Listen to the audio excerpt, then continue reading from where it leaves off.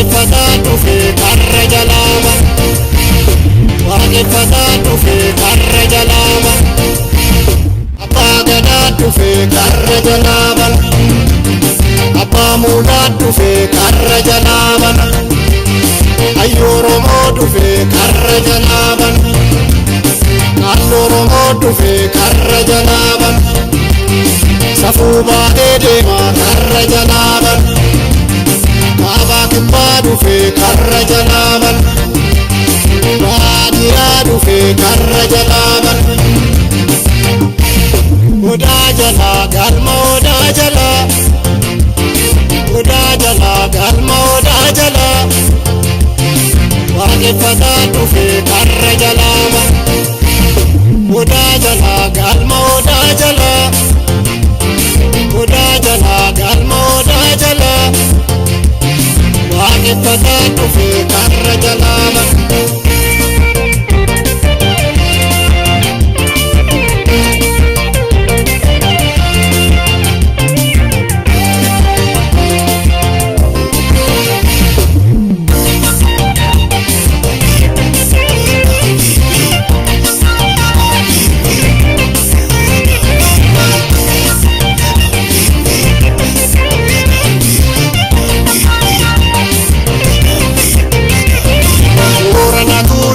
Karra jalaaban.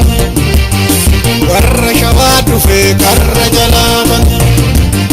Warra Gujii dhufee.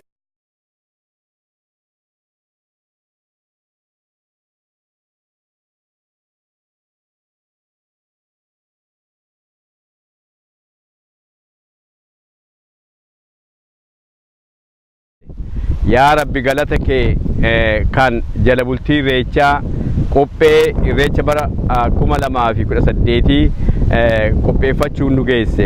Yaa Rabbi galanni si haa ga'u. Ilmaan Oromoo bara hedduu gaddaan irreecha kabajataa turre. Barri kun bara gammachuuti. Biyya keessas biyya alaatis irreechi baranaa irreechas nuti deemu kun gammachuudhaan kan dabarfannuudha.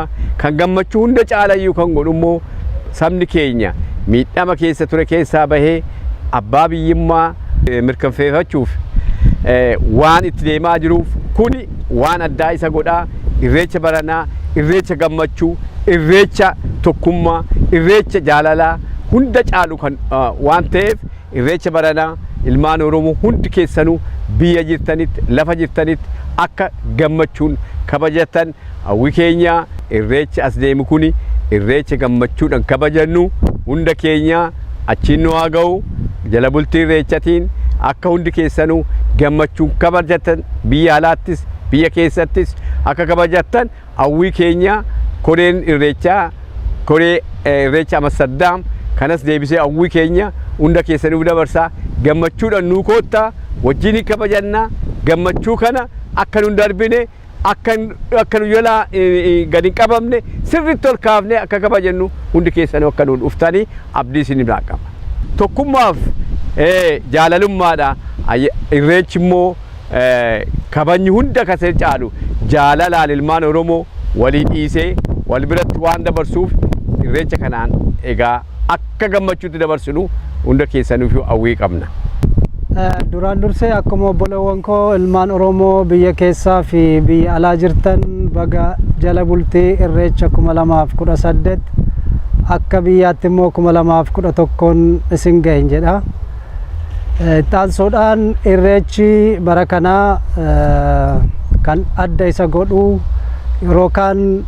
yeroo rakkoo yeroo gaddaa yeroo boo'ichaa yeroo dararamaa ture. Barana haalli sun hundi darbee ilmaan Oromoo yeroo bakka adda addaatti waaqatti iyyannoo isaanii Waaqayyo dhagahee nagaa fi tasgabbiin yeroo dhumame keessatti warri biyya isaanii irras jiraachuu dadhabanii biyya ormaatti godaanan biyyatti deebi'anii maatii isaaniis argaa jiran keessatti irreecha kana kabajachuudhaaf qophaa'aa jirra. Amsterdamitti irreechi malkaa irreecha galataati. Waaqayyo boo'ichaa fi du'aatii kana nurraa dhaabuu isaa mataan isaa galata waan barbaachisuuf malkaa kana irratti dhuftanii akka galateeffattan asumaan waamicha isinii goona. Sagantaan keenya baranaa sagantaan irreecha akkuma barootan darban Amsterdam Gastapper Plus ta'a. Akkasumas immoo sagantaan keenya galgalaa sagantaan bashannanaa babbareedaa isinii qabna. Inni immoo magaala Alliimeetti ta'a. Sagantaan achitti ta'u sagantaa galgala guutuu qabna. Sa'aatii 16 irraa hamma duwwaa 5tti qabna, hamma bariitti jechuudha. Kanaaf yoggaa dhuftan geejjibanna jala darbaa, eessattan galaa yaaddoon hin jiru. Bakki bultii achuma jira. Galma ajaa'ibaa isinii qabnee jirra. Akkasuma galgala bohaartiif baandii 2 qopheeffannee jirra. Baandiin Boranaa Baarentuu akkasumas baandiin Mormor achirratti argamanii galgala guutuu nu bashannansiisu. Kanaaf ilmaan Oromoo Awurooppaa keessa jirtan akkasumas hawaasni keenya biyya Hoolaand jirtan dhuftanii irreessas akka nu faana irreeffattan akkasumas sagantaa bashannanaas akka nu waliin bohaartan waamicha isinii goona. Guyyaan irreechaa Amsterdam fulbaana 29 bara 2018 akkuma deddeebinee ibsinetti bakki irreechaa Amsterdam Gastapper Plus bakka jedhamu bakkuma waggoota 2012 irraa qabneetti irreeffachaa turredha. Bakki sagantaa bashannanaa magaala Almiiree bakka jedhamudha. Guyyaansaa ammas irra deebi'a Septembarii 29 yookaan fulbaana 29 2018 sa'aatii 12 irraa malkaa irratti argamna. Achi booda sagantaa malkaa irra jiru eega xumurree booda sa'aatii 16 booda immoo bakka galmaatti argamna jechuudha. Hawaasni keenya biyya Niizerlaandii jirtan baay'ee isinitti boonna, baay'ee isin jaalanna. Baranas akka dhuftanii sagantaa kanarraa qooda fudhattan dhaamsa keenya. Akkasumas ilmaan Oromoo Awurooppaa jirtan Belgium, German bakkoota adda addaa jirtan akka sagantaa kanarraa dhuftanii qooda fudhattan waamicha kabajaa isinii goona. Baga jala bultii guyyaa irreessaatiin 2018 nuun ga'een jedha.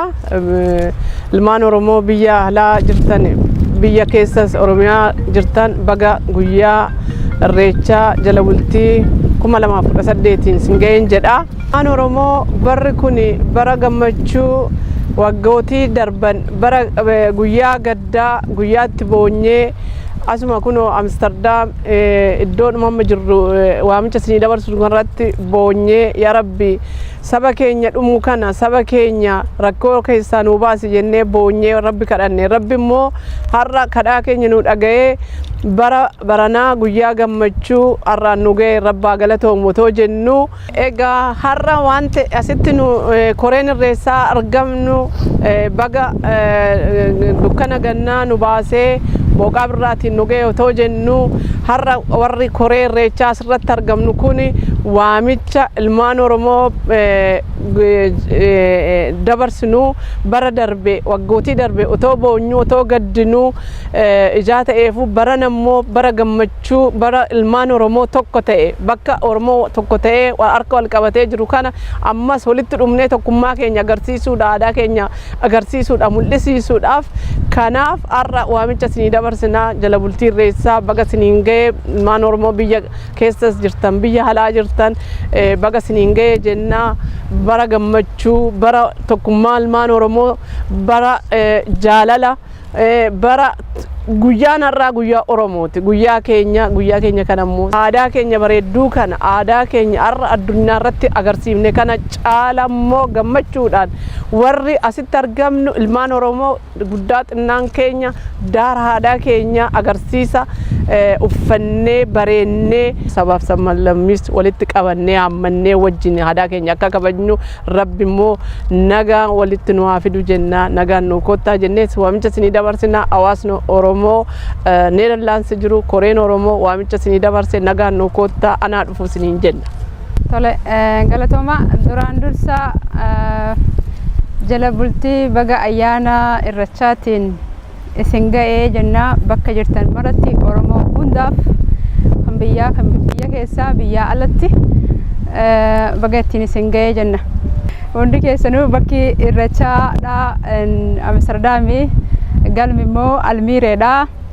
achitti hundi keenya achii akka wal geenyu galma guddoo isinii qabannee jirra. Galmi sunis galma Awurooppaa guutuun irratti dhufee hirmaachuu danda'a. Egaa nu dhiyaadhaa jenna. Duula bal'aa isinii qabna. Gammachuudhaan isin simannaa jedha. Artistoonnis immoo baandii Booranaa Bareentoo fi baandii Laga Mormortu nu dhiyaata. Artistoota gudguddaan nu dhufanii achi keessatti waliin akka gammannu bara darbe imimmaan ture bara ammoo gammachuu keenya akka waliin qooddannu isiniif waamicha dabarsa hunda Oromootiif. Barana gammachuudhaaf qawwee odoon ta'inni gammachuudhaan ol simannaa koottadhaa jenneetini sirban. Abbaa gadaa dhufee karra jalaa bana. Abbaa muulaa dhufee karra jalaa bana. Ayyoo Oromoo dhufee karra jalaa bana. Naannoo Oromoo dhufee karra jalaa bana. Safuu baatee deemaa karra jalaa bana. Baabaa kibbaa dhufee karra jalaa bana. Baadiyaa dhufee karra jalaa bana. Odaa jalaa galma odaa jalaa. Odaa jalaa galma odaa jalaa. Waaqeffataa dhufee karra jalaa bana. Odaa jalaa galma.